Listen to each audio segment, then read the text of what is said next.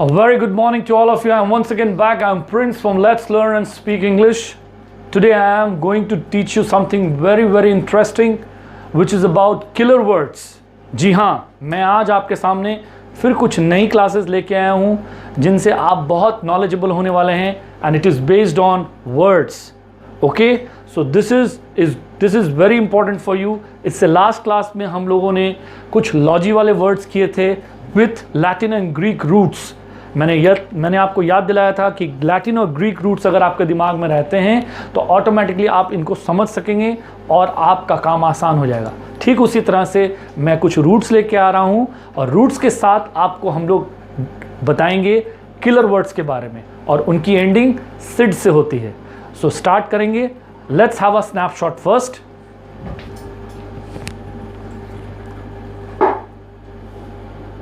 रोक देना, मैं एक एक करके वर्ड आपको समझाऊंगा। ओके, आप प्लीज ध्यान से मेरी क्लास को देखें और मैं जिस तरह तोड़ तोड़ के आपको समझाने वाला हूं आपको उनको ध्यान रखना है। सबसे पहले मैं आपको ये बताऊंगा कि जब भी हम किलर वर्ड्स पढ़ते हैं या फिर किलर वर्ड्स आपको कहीं आए तो उनकी एंडिंग एक सफिक्स के साथ होगी जिसका नाम है CIDE। ओके, सो फर्स्ट हमारा सिड वर्ड आपके सामने आने वाला है। सो सुसाइड आपका फर्स्ट वर्ड है। सिड मीन्स किलर और मैंने यहां रूट लिख दिया है, आप देख सकते हैं। और स्यू मीन्स होता है वन सेल्फ। सो ये सारे के सारे आपके जो रूट्स हैं ये सब ग्रीक और लैटिन से लिए गए हैं, लास्ट क्लास में मैंने बताया था। सो स्यू आपका क्या मतलब रखता है? स्यू मीन्स वन सेल्फ। स्यू का मतलब आप हमेशा याद रखिए वन सेल्फ। वन सेल्फ का यहां पर मीनिंग आपको क्लियर हो गया। वन सेल्फ मीन्स खुद के लिए बोल रहे हैं। So killing of one self is suicide. Next, फ्रेट्रिसाइड।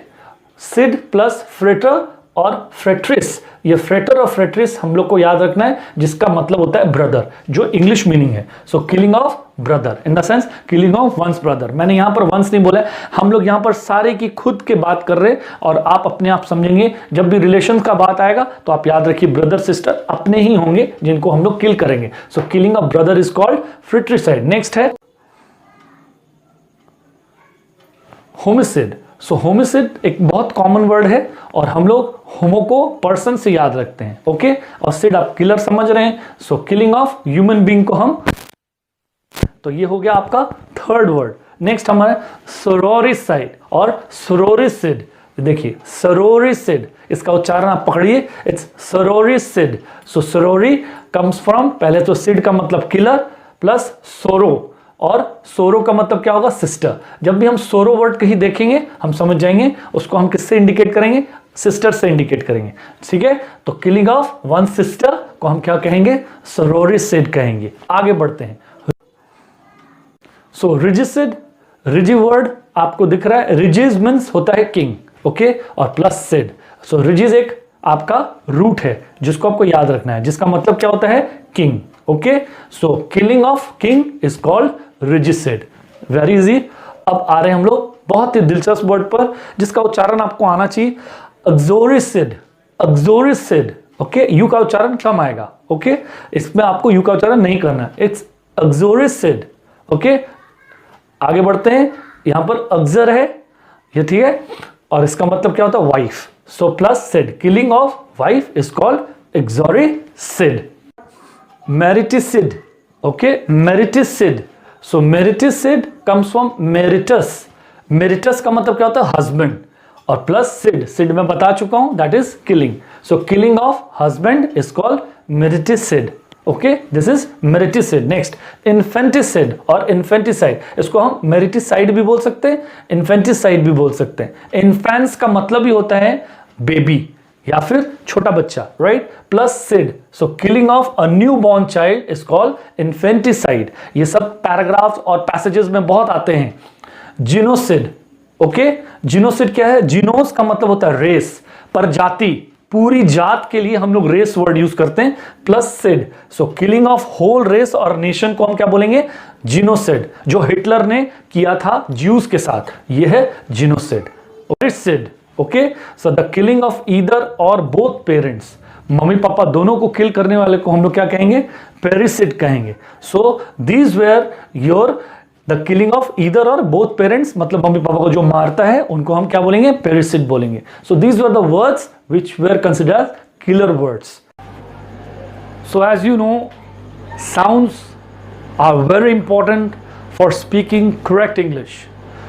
In the last class videos or last classes, we had lot of words, spellings and the sound of P, and it was about plosives.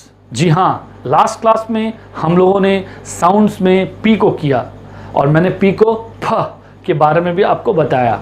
आज हम लोग alphabet R और हम लोग alphabet S को करेंगे. You can take a snapshot please.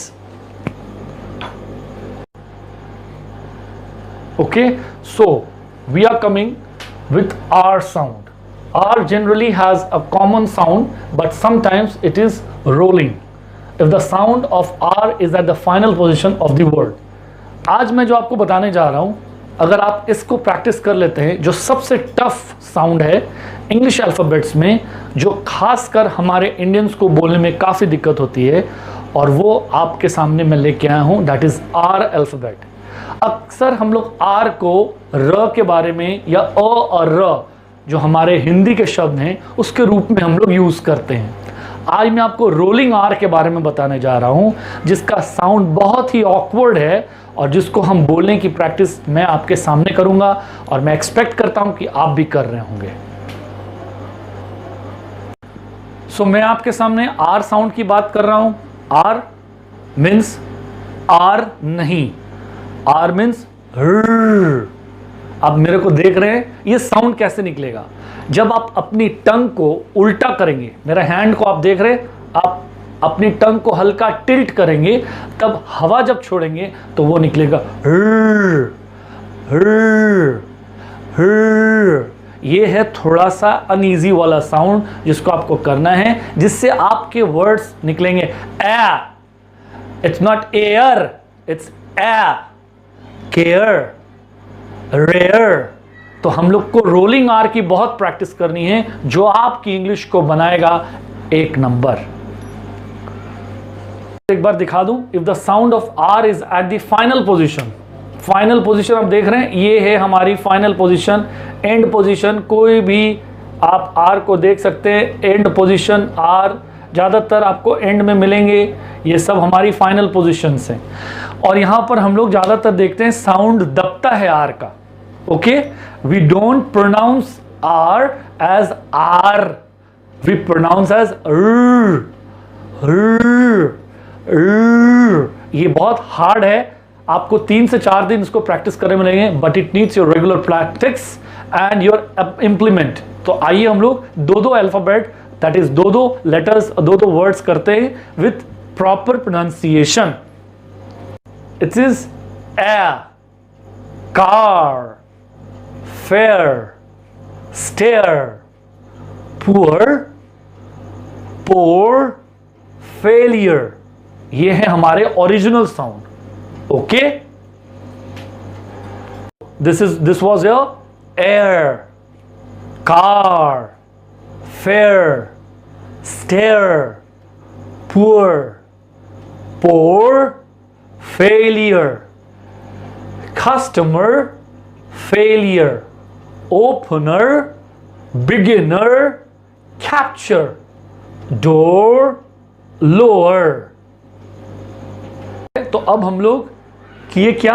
Are के original sound को, जिसको आपको फिर मैं एक बार बता दूं, अपनी टंग को हल्का सा टिल्ट करना है मुंह में और हवा छोड़नी, दैट इज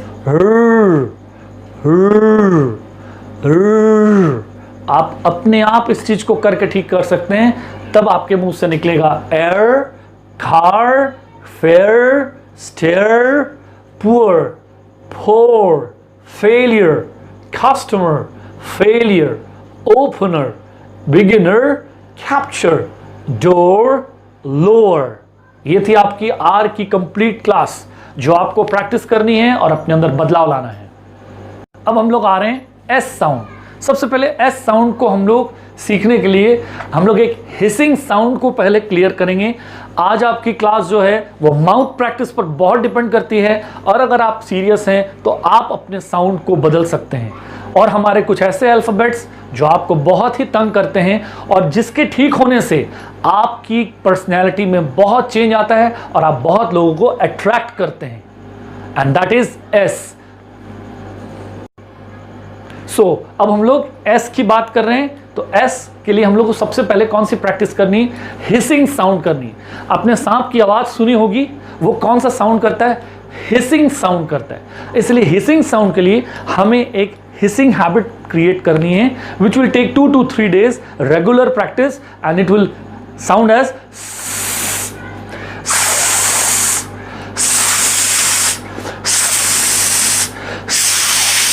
ये इतना आसान नहीं है जितना आप सोच रहे हैं। ये आपकी प्रैक्टिस ऊपर डिपेंड करता है, आप कितना साफ कर सकते हैं, और उससे आपको मैं वर्ड पढ़ के सुनाऊंगा। हम वर्ड पर आ रहे हैं। वर्ड आपके हिसिंग साउंड के हैं, और आपको हिसिंग साउंड क्रिएट करना, प्रैक्टिस करना पड़ेगा। दैट इज, जिससे वर्ड आएगा sister, sister, sacred, sacred, sad, sun, soon, sweep, sweet, sound। ये साउंड नहीं है, एग्जैक्टली इसको साउंड बोलते हैं, साउंड। मैं फिर बता रहा हूं, सिस्टर, देखिए मेरे मुंह से हिसिंग साउंड आ रहा है, sister, sacred, sad, sun, soon, sweep, sweet, and this is sound। So ये था आपके वर्ड्स, ये थे हिसिंग साउंड वाले वर्ड्स जो आपके अंदर में क्लैरिटी एस और हिसिंग साउंड की लाएंगे। मैं लेके आ रहा हूं कुछ लॉजिकल लेवल्स जिनको आप थोड़ा सा माइंड में रखेंगे तो आप बहुत ही अच्छे साउंड को क्रिएट कर सकेंगे। ओके, सो आप देख सकते हैं, if S comes before I O N, then if S follows a vowel it sounds at Z, right? Z, ज, दैट इज ज, दैट इज जूम।